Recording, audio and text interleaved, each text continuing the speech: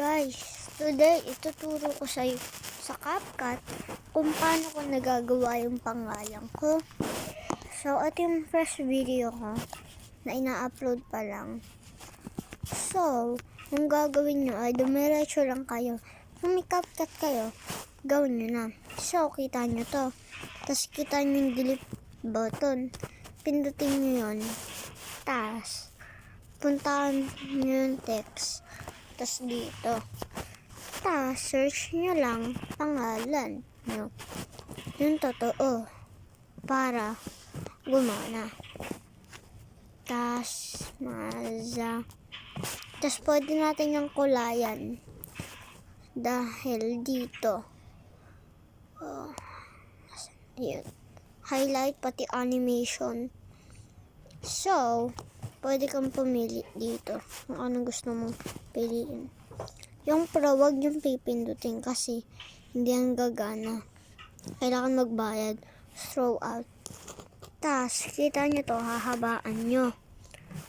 Yan. Tapos, pipindutin nyo itong tama. Tapos, ayan, check mo. Tapos, ayan. Tama siya. So, pwede kang maglagay ng tugtog kung gusto mo. So, punta ka dito sa audio sounds. Pwede kang maglagay ng ito pwede ito. So, pwede nyo siyang liitan. Parang ganito.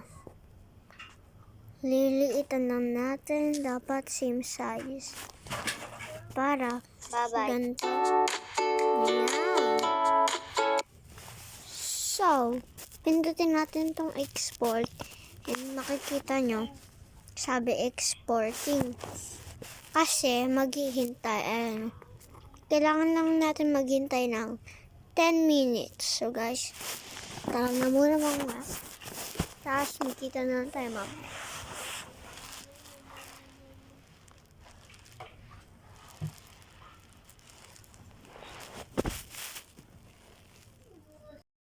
So, guys, tapos na. So, kung ayaw sa YouTube, so, kailangan pumunta sa others. Makikita nyo, may YouTube, guys. So, pag nakita nyo yung YouTube, pindutin nyo yung YouTube. Tapos, makikita nyo, parang maaalam nyo na to. Kasi nandun lang sa baba. So, click upload video. So, ayan, na-upload na. So, guys, ito na yung end. So, bye-bye.